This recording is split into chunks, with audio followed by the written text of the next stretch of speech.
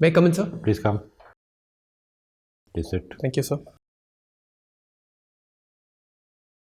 Are you working anywhere now? Currently, I'm practicing as a chartered accountant. You're practicing as a chartered accountant. Yes, sir.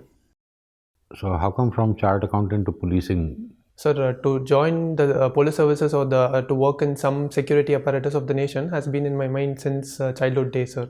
So my brother is in the army, so we had this mutual passion and we kept reinforcing it throughout our growing stages. You read some kind of non-fiction espionage books. Yes, sir. Have you read something called the Spy Chronicles? Yes, sir. Long back I have read it. What is it about? And Sir, why the controversy? Sir, one main reason for the controversy surrounding the book is that it was authored jointly by Shri A.S. Dulat and one more Pakistani general. DGISI. He was from the ISI. Name? Asad Duran, Mr. Asad Duran. Correct. What does the book say? Sir, I read it a long back. I'm not very clear on the contents of the book, sir. It was quite something. Okay. Any other controversy barring that it was written by Director ISI and our Director Raw? Sir, one thing was with respect to their portrayal of the raid that the Navy SEALs conducted on the Abbottabad campus, wherein Osama bin Laden was housed. The ISI general had claimed that the Pakistanis, they were already aware of the mission that US was going to both conduct. have spoken to each other and it was some kind of a sham. Yes, correct? sir. Now you belong to Tamil Nadu. Yes, Chennai. sir. Where does the word Chennai come from? Sir, there are actually multiple sources that is being stated. There is no clarity. But one is with respect to Chennapatnam, sir. It is from a temple named Chenna Kesava Perumal Temple. So that is one of the sources from where the name is derived, sir. Anything else? Any other theory? Sir, there was also a ruler named Chenna Kesava. I'm not very clear on his name, sir. But also his name was one of the reasons for naming the city as Chennai, sir. Now, Tamil as a language, possibly the only Indian language that has emerged independent of Sanskrit. Sir. How do you think Tamil evolved independent of Sanskrit? Sir, maybe, sir, there were geographical barriers for these two cultures. The same would apply to Malayalam, but Malayalam is essentially Sanskrit. Yes, sir. But then, sir, like these were old civilization. Like these two languages were associated with civilizations that can be traced back to thousands of years. And back in those days, communication and navigating the geographical features were different. And since these two civilizations evolved in different places, and the languages too evolved in the same way, sir. Tamil Nadu and Kerala are two neighboring states. Sir. Tamil Nadu, I noticed that temple architecture is very elaborate. Sir. Whereas in Kerala, it is, barring one or two temples, extremely ordinary. Sir. Correct? Yes, Very sir. ornate temples in T and very simple temples in Kerala. Sir. Why? And they are practically neighbors. Sir, the temples which exist in Tamil Nadu today, the world famous temples, they evolved during the medieval times, the Dravidian style of architecture, mainly promoted by the Cholas, and the Pallavas being the main proponents, and they predominated in these areas, what is current day Tamil Nadu. Back in those days, sir, like even in those days, the topography is difficult in Kerala, the Western Ghats and the mountainous region, and it was sparsely populated, and there was not much developed activities going on there, and urbanization was limited. Temples happened to be centers of economic excellences, sir. And it was more so suited to the plain areas, and so Tamil Nadu enjoys better temple architecture in comparison to Kerala, sir. Do you think it was also dependent on the availability of raw material like stone? Yes, sir, it could have been, sir. And also the transportation component is there, sir. Like even in the case of Brihadeswara temple, the stones, not all the stones were locally sourced. It was also transported from elsewhere. And Tamil Nadu happened to be an important place wherein transportation was easier. So that could also be a factor. Some years back, some of the South Indian chief ministers had decided to form some kind of a loose coalition of South Indian states so that they can influence the government of India as a collective. Do you think that was a good idea? Sir, the coalition politics in our country has come up in order to safeguard the regional interests. And in a democratic setup, sir, the will of the people, that is the will of the people is driven by the numbers they enjoy in our legislative bodies. No, I'm not saying that. I'm saying all the 4-5 South Indian states, they say that we'll form one sort of union. Okay, sir.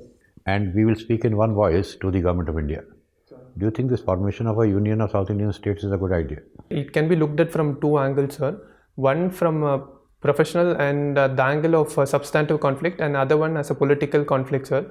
If the intention is to promote vested political interests, it may not be a very good idea for the national interest and for national consolidation. But sir, India is a large country, 3.27 million square kilometers of area. So the interests are also diverse, sir. At times, in order to project the interests of different areas, consolidation may be required among different states. Yes, sir. Mr. Shivachandran. Sir. Okay. So, Shivachandran, you will tell me that you had discussed and provided external factors for your preferring Indian police service. Sir.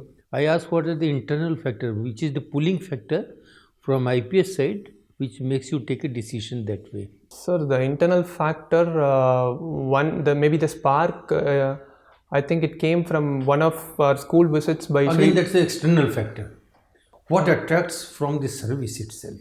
Sir, the police services, sir, it is capable of creating a sense of stability in the country. Okay. They are able to provide security for our developmental activities so that we are able to... Another factor?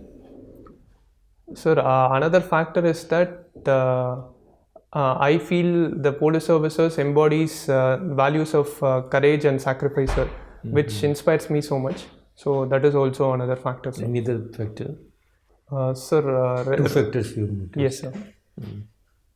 One was the value, sir, courage and sacrifice, and the second thing is with respect to the challenge the services entail, sir. It needs immense professional competence, both mental as well as physical competence to be a successful officer. With whatever studies you have made, do you think Indian police service officers are police officers? Yes, sir, they are. Sir. Are they police? Yes, sir. IPS officer? Yes, sir. Sir, under what law? Sir, under the All India Services Act, sir. Check up that, huh? Okay. Repo rate. What exactly is this? Sir, repo rate, it is the rate at which... there must be some full form of repo, is it? Yes, sir. What is that? Sir, it is the repurchase obligation, sir. Repurchase. Obligation. Okay. Yes, sir. Sir, it is the rate at which the Reserve Bank of India, central bank of a country, it lends money to the banks, sir. And the word repurchase is given here because this borrowing or the lending transaction, it is done based on the exchange of government bonds. The banks which possess the treasury bills, they is it the same rate at which the banks purchase the thing from each other? Interbank transactions? Suppose I am running short of cash. Sir. I will ask another bank to lend money to me. Sir. Whether that repo rate will apply there? Sir, the borrowing or the lending among the banks happen in the call money market or the notice money market, and the rates closely align with the repo rates that is announced by the Reserve Bank of India, sir. Now, once you have reduced the interest rate, is it not? Broadly, you reduce the interest rate. Yes, sir. That means earnings of the people whose money is in the bank will come down. So don't you think it is contrary to what our finance minister had said, that we want to put more money in the hands of the people? Yes, sir. Sir, the bank deposits of the people is just one component of the entire savings of the individuals concerned, sir. They also have their savings in other financial assets such as equity, bond markets, and also in physical assets such as gold.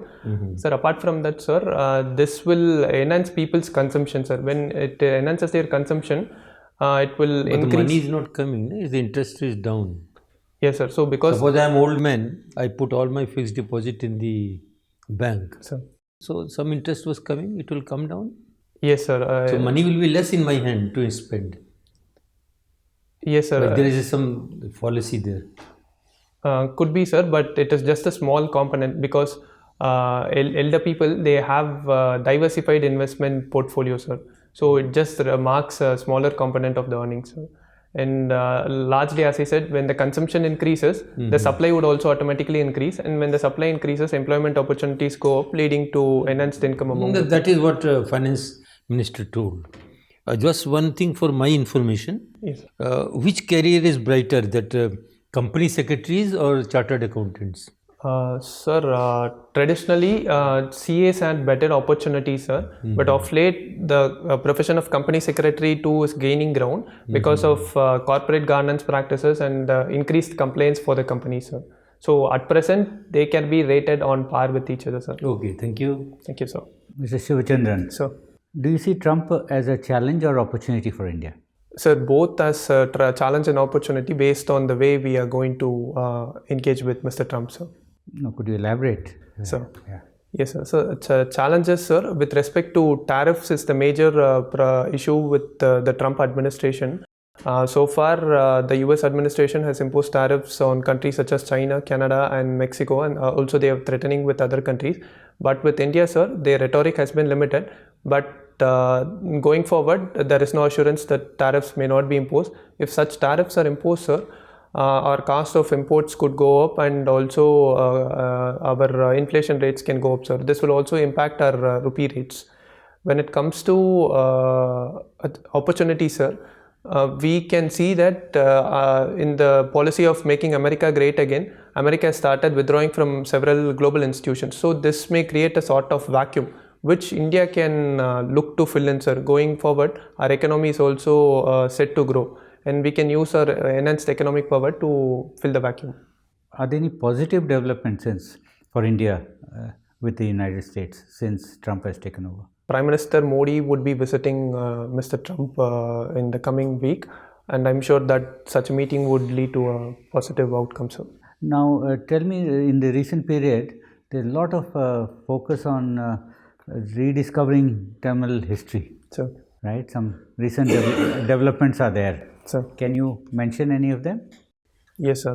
One recent thing was with respect to the Chief Minister of Tamil Nadu announcing an incentive of $1 million for those who are deciphering the Indus Valley Civilization script, sir. Yeah. And second thing was with respect to the enhanced excavation activities going on in the archaeological sites such as Keeladi, Kodumanal, wherein the ancient megalithic structures have been excavated recently to show that people from this part of the subcontinent evolved actually earlier than what has been projected until now, sir. Iron Age? Anything about Iron Age? Iron Age? Yes, sir. Yeah. So yes, sir, about the megalithic sites. Sivagalai, yeah. Yes, sir. Okay, tell me, so what is the significance? Why this Indus Valley script is being given so much attention? I think this Iravatham Mahadevan also was cited recently. Yes, right? sir. What is his contribution, Mahadevan's, Iravatham Mahadevan? Sir, Mr. Iravatham Mahadevan had spoken about the link between the Dravidian culture and the Indus Valley civilization, sir. He says that he talks about there are two issues associated with the Indus Valley civilization. One say that the people voluntarily moved from the Indus Valley sites to the southern part of the country. Other one was with respect to that they were invaded by a foreign force. So Mr. Iravatham Mahadevan's contribution was with respect to the analysis on this event, sir. On the script, he has made a contribution, right?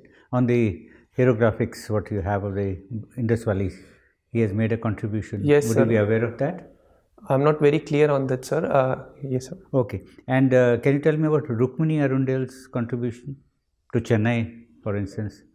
Sir, if I'm not wrong, Srimati Rukmini Arundel contributed to the art form of Bharatanatyam. She popularized it and introduced newer components into it, sir. She has established an institution of repute in Chennai. Can you tell me about that?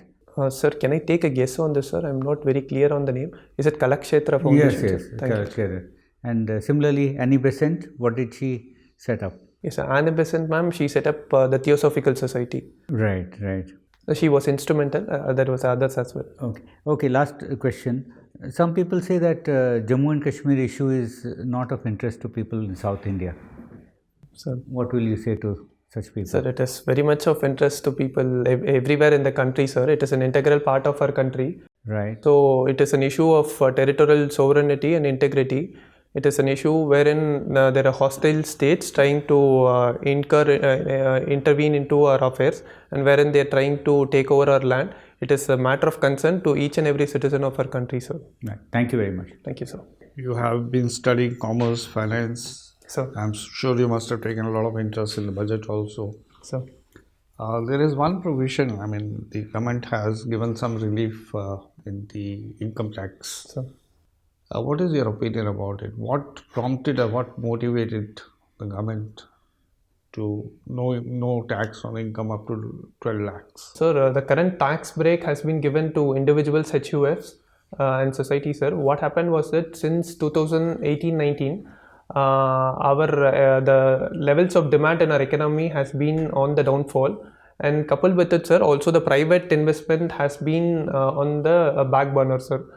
Despite the several fiscal policy measures the government has taken, this though was addressed to some extent, but was not completely successful, such as giving tax breaks to corporates or the government push for infrastructure. It was not completely successful, though it did make a dent. Sir, the reason for that is that the broader population, the people who are the ultimate consumers, they don't have sufficient income in order to promote the economic activity, sir. So, sir, this tax break is expected to save people up to 1 lakh crore among all the citizens put together. This will increase the personal disposable income and will also increase spending in the economy, sir, which will ultimately increase supply. So it will reduce the tax base also revenue to the country through direct tests, no? Yes, sir. The issue also is So which is in the long run more beneficial? I mean, loss of revenue immediate because of the reduced tax base, or a hope that this money will be flowed back into the economy? Sir, in the current, like it depends on scenario to scenario, sir. In the current instance, it is better to sacrifice the revenue of the government because we already have the established setup in order to increase investments in our economy.